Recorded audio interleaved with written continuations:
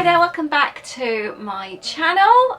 We're having a little chat today. I haven't done a sit-down chat on here for ages, and the reason I'm doing it is because I get a lot of questions asking about me working for myself, working from home, and how I started my business and all that kind of thing. I did a video about this absolutely years ago, so I thought maybe it's time for a new one.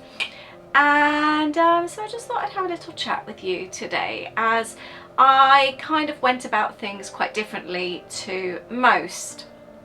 So I guess the history is I don't have any qualifications, degree or anything like that. I actually left school really early. Long story short, I moved to Germany when I was younger, didn't speak German, went to a German school, and then ended up years later, my parents split. Because I didn't speak German, I got put back 2 years at school, so I was 2 years behind. So I actually ended up leaving school during year 9, which I think was year 3 back then, third year. So I moved back to England. I was nearly 18 at that point, I think. I was 17, and no school would take me because I was too old, so I wasn't actually able to finish school. I did, however, go and join a GCSE resit course. There was a course in Swindon where my mum was then living because my parents split, it was a course for those that hadn't done so well with their GCSEs and they were wanting to retake. Just to backstep a little bit, there were a few months where I wasn't in school at all, and my parents had quite a nasty split, and I was in Germany on my own with my dad for some time. My mum came back with the kids, and I actually got offered a job at the British consulate. I was babysitting for some, turned out to be the vice consular, I didn't know at the time, offered me a job. So I did work at the British consulate for a few months in the passport and the visa office. So I did that for a few months when I was 17, then moved back to England. My mum insisted that I did some GCSEs, so enrolled me at a college in Swindon. The maximum you could do were 5, and like I said, these were just kids retaking exams. So I didn't come into the country, I don't think, it was about October time, and the exams were in the May. I then also took some time out. I went back to Germany because I had a boyfriend that I'd been with for 4 years, and I actually went and worked back at the British consulate for a couple of months in the spring as well. So I wasn't there huge amounts of time. I only did the 4 GCSEs. The 5th one was German, by which time I was bilingual anyway, so I just went and sat that exam, so that was fine. But then I did the other 4 GCSEs, so I did come out with 5 GCSEs.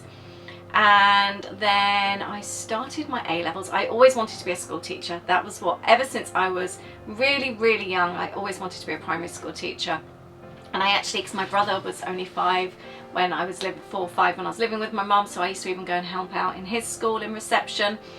And then I was doing my A-levels, and then I met my future husband, my previous husband, and my dad then ended up marrying an American, and just suddenly moved to America and took my sister with him. And then I ended up moving out from my mum, and I went and lived with my now ex-husband. So I don't have like any qualifications or anything, and I just started working at BHS in Woking as a Christmas job just to see me through. So I was earning some money, which I absolutely hated, and had to get out of there. Applied to work for Lufthansa, the German airline, at Heathrow, and got accepted straight away, and I started there in the spring. And I was there until I had Holly many years later, and I absolutely loved that job. I loved it so much. It was ground staff working at Heathrow, Terminal 2, the old Terminal 2. Loved it, travelled loads, and it was an amazing experience. So that's my history of work. And then I gave that up when I had Louis, as that was about 7 years later, as it just, to have 2 lots of childcare was just silly when you're only working part-time. It just wasn't financially worth it. So I got bored very easily. I've always been a very busy person, so I did a lot of charity work for the NCT So I kept very busy with that. I ran the local community group. I helped out with like all the nearly new sales, and then I also took on all of the local advertising. So I looked after like the advertising for the local magazine, so I would try and get new people in, invoice people, take payments and all that kind of thing. So I was quite involved with the NCT, the National Childbirth Trust, and really loved that. So I was a very busy mum. And then I really got into card making, and that's where my future business really started taking off. I loved it. I decided to start selling cards, so I used to make up a basket of handmade cards, would take them along to coffee mornings.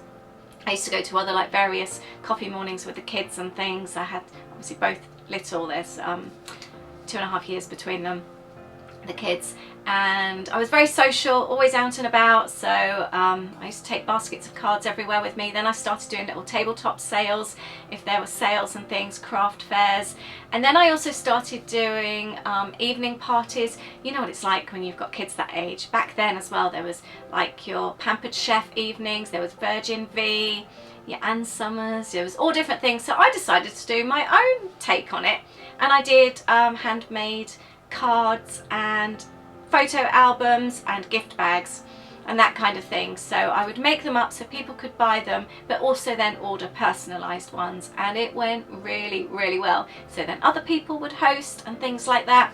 Loved it. It was so much fun. Then I started also doing craft parties for kids, and I would either go to people's homes or they would hire a hall. I did lots of that kind of thing, turning up at village halls. And the kids would, I would give them a list of things to choose from. The kids would choose a couple of crafts, plus we'd make like name badges, and I'd make up handmade gift bags with their names on. So the crafts that they took would also go into the gift bags, and I'd put other bits and pieces in, and it was really nice, a really fun couple of hours. I'd take my little, I used to have like a little tape recorder with ribbons coming down, so we'd have music playing. It was lovely. I really loved that. And I did that. I used to have to turn away bookings. I was just always really busy. I also then wanted to sell more crafts, more cards, sorry, so I started approaching like little gift shops, garden centres. There was a big business park not far from where we lived, and they had like a concierge. The idea was they wanted to keep members of staff on site. So I've just realised I'm holding a Pepsi. On site, so they wanted to provide everything for them. So there was like food on site, there was a dry cleaning service, and all these different things. So I used to take in cards and things like that. So if somebody wanted a card, they could go there. I used to like do the personalized photo albums and take personalized orders as well. So that kept me really busy. So I had lots of little accounts going on, and I'd go and top up and count how many cards had been sold and sort of like bill people then monthly. So that went really well. So I was doing that with the card parties and the craft parties as well as having 2 very small children and doing the NCT. So I've always been a very busy person. It then struck me when I was doing the craft fairs, I started doing more and more craft fairs, and I was getting asked more and more for wedding stationery. And I really started thinking about that, and I belonged to some craft forums. It was more forums and message boards back then, in sort of, when was that? That would have been the early, I started my business in 2003, so around about that time. And one of the girls, she did wedding stationery, and like she said, if you're making one card and selling it for £3.50, you can do 100 for a wedding and sell them all for £3.50, and you've got a much bigger order. So I started up a wedding stationery business, doing wedding invites, obviously RSVP and VPs, menus, order service. Then I'd make up favours, table plans, guest books, table photo albums, personalised gift bags, and it just took off straight away. And that's when I had my studio converted. Within just a couple of months, it just went mad. And yeah, I really needed a space to work from. And by over the next sort of short few years, I had 8 people working for me. I was doing personalised love hearts. I had a really busy Amazon store selling wands, tiaras, disposable cameras, you name it, for weddings. I was selling it. Petals, chocolates, sweets, and then my own website on top of that. I was very, very busy, and on top of that having 2 very small children as well. Louis used to go to a childminder some days. Holly was by then in reception, and then Louis kind of outgrew the childminder, so he then went into daycare along with preschool. So there was lots and lots of getting up at 3 o'clock in the morning to fulfill orders. I just never ever stopped working. I did though always go in like to reception in the morning, and when they were in reception up to year 2, I always read every single morning if I could, with the sort of like the first 20 minutes I always did reading with the class. If there was ever a trip out, I always did that. An assembly, I never ever missed anything like that. And I did finish work at 3 to go and collect, and I had my time with them until they went to bed. And then I would start again 7 o'clock in the evening through till goodness knows when, and I literally was going to bed sometimes 3 or 4 hours and just start that cycle over again. It was crazy. So that's how I first started my business. So no qualifications, no major experience, just hard work. Never had any loans to get started. I always started out with the cards, and what money I made went back into the business, buying more supplies. So it just went like that really. I used to have brides that came to the house, and I used to do consultations, so that was quite fun. It was quite different then as well because you didn't have social media. So I would have to advertise in like wedding ideas magazines and things like that. So that was a completely different experience. I find now working for myself very, very overwhelming. Although I worked long hours then, I find it harder in some ways now. And in some ways, although social media doesn't cost anything unless you're paying to advertise, back then I could give, I think, wedding ideas, I was paying about £100 a month. And that was that. Whereas now, with Facebook groups, Instagram, then you've got Reels, you've got YouTube. It's wonderful. It's a wonderful way to be able to communicate with people and get your message out there and that. But it's so time consuming, and with the algorithms, if you don't keep up, I haven't been posting on my personal Instagram for a while, and now I notice such a big difference that the reach is so small in comparison to what it was because Instagram isn't showing it because I haven't been posting. I took a break over the summer with my YouTube channels last year, not very long, just a few weeks, while my dad was over from the States, and then Louis went to uni, and I just couldn't keep up. My journaling channel has never recovered from that. It's, even though I'm posting consistent since then, I don't get the hits on my videos that I was before I took the break. So it really does hit you. So when people say, oh, just take a break, it's easier said than done. And it does have an impact on your business. So I find in that way social media is wonderful, but it can also be your worst enemy as well. And yeah, so that's quite difficult. But it started then to go a little bit slow over the years. I lost my enthusiasm for it. I'd been doing it for many years. And 2015, I think I was on Instagram and I was looking, and I started seeing like little, I was seeing like subscription boxes were becoming a thing. I'd had scrapbooking kits for years and years. Oh, and I also forgot to add that I started then growing a bit of an online presence with scrapbooking. My card making then turned into scrapbooking, which was my hobby. I forgot this bit, this is really important as well. And then I started to really get myself out there. I got onto a lot of like teams, blogging challenges. It was more blogs then because YouTube wasn't around. And I worked for Coco Daisy, which is a big scrapbooking American company. I was on their design team, and then I started running the social side, so the events in their chat group, and then I took over the Facebook group. So I worked for them doing all that, and I just loved the idea. We didn't really have anything like that in the UK, something that was comparable, and I loved the idea of having a little box that came through the door, not a great big 12 by 12, but something with like a little bit of happy mail, which just felt like little gifts that you had for yourself every month, but you could also create with. So not like a scrapbooking kit, but just something of like an in-between, and just where I was really into decorating my planner and things like that. So I just came up with the idea one evening. We were in bed, Lollipop Box Club, and literally within 2 months I launched Lollipop Box Club. It was that fast. It was a Sunday night, I remember, in bed, came up with the name, came up with the idea, and I was just so excited. So we registered the website the next day, started looking into it. I had looked into doing like a scrapbooking club a few years ago, but I was just too busy with the weddings, but this just felt like the perfect time. And again, the business took off straight away. I think because I did have an online presence already with scrapbooking.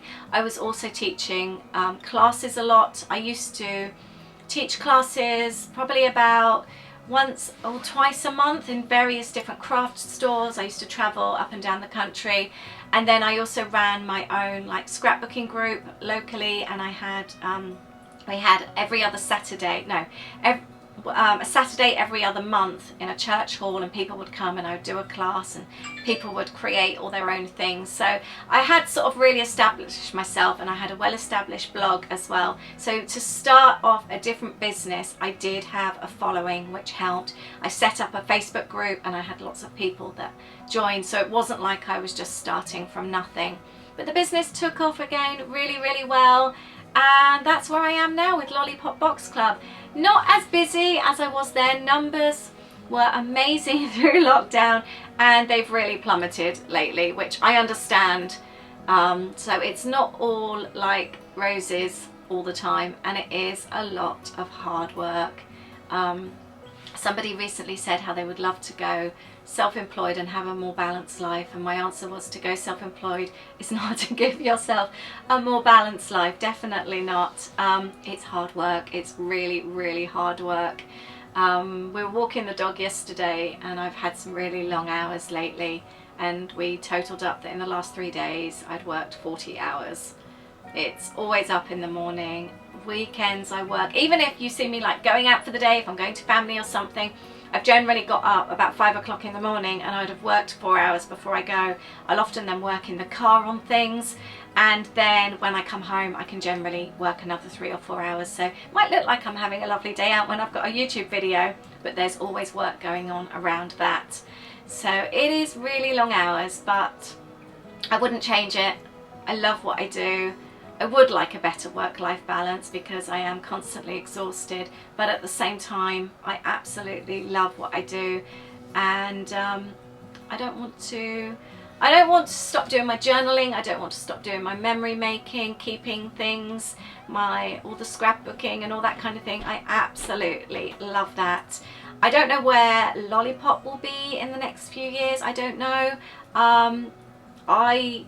I don't know if I want to do an actual product for years and years and years. It is really hard going, but I love the classes and all that kind of thing. I love the online stuff. I absolutely love my Patreon group. I think that's something I really love and something I would like to grow more. Having the online classes, the community, sharing things, the journaling prompts, helping people with their storytelling and encouraging people with their memory keeping. And it's like seeing now all my scrapbooks of the kids when they were small. I want other people to have that as well, to have all the memories with their families or their Disney trips, and just taking that time out as well. I think it's really important from the mental health side. The journaling and scrapbooking over the years has helped me no end. So throughout all this I've had really hard times, and I have scrapbooked the whole way through. Not necessarily what was going on, but for me it's often just taking time out, the escapism. That's what I love about the scrapbooking and journaling. You just shut yourself away and it's just you, your paper and all your fun things. I just love it, and I just want to be able to help and encourage other people to do it. It's something I feel so passionate about. I've been scrapbooking now for nearly 20 years. And I just want to encourage other people to take the time out and do it for them as well. It's just, it's an amazing hobby. It's more of a lifestyle for me now. And I just really want to help encourage other people. So the Patreon I absolutely love. We do 2 craft Zooms a month where we all kind of like craft together and chat. And it's just so nice. really is, and it's just nice to be with a group of people that totally get your passion and feel exactly the same. So I love it. I feel very lucky to do what I do, and I feel very lucky to do something that I absolutely love every day. And despite feeling tired, I love all of it, and I just wish I had more hours to do it all, because I would do even more of it. So that's me in a nutshell, how I started my business, where my business is now, and possibly where I see it going. I would love, love, love to grow the Patreon and the classes, and just help encourage more and more people with their journaling and their scrapbooking and their storytelling. So I'll leave the link down below if you want to see that. I also share a lot of extra videos and content behind the scenes there as well. So I love it, I really do. But thank you for watching today. Let me know if you have any questions. If I can help you, I will. And I've enjoyed chatting with you. Thank you very much. I'll see you in the next video. Bye.